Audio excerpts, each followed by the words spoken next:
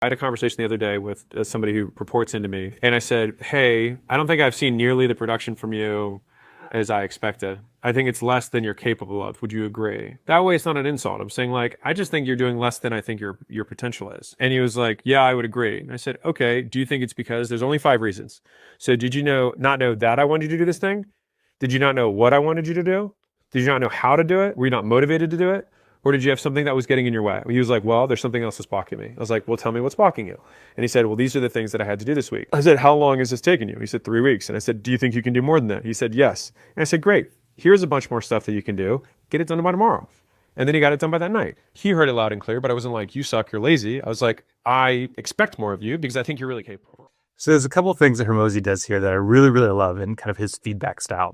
There's two main mistakes that he's highlighting that managers often make. One is bringing emotion into the situation, and two is assuming that you already know the answer. It's really typical for you as a manager to look at the people on your team, see they're not performing, and think it's because they're not motivated, they're lazy, they just don't have the skills, when that might not be the case. And so by bringing in any kind of emotion, you're actually making stuff up that you can't actually see with your own eyes. So focusing the conversation on what you're seeing with your own eyes is really important. And the second thing is not assuming you know the answers. He starts off by asking questions of the individual to figure out what things they need, because depending on which of those five reasons that he mentioned, he as a manager is going to have to do something different in order to help that individual perform. And so you need to start off by, one, not having any emotion in the situation, which he explains eloquently here.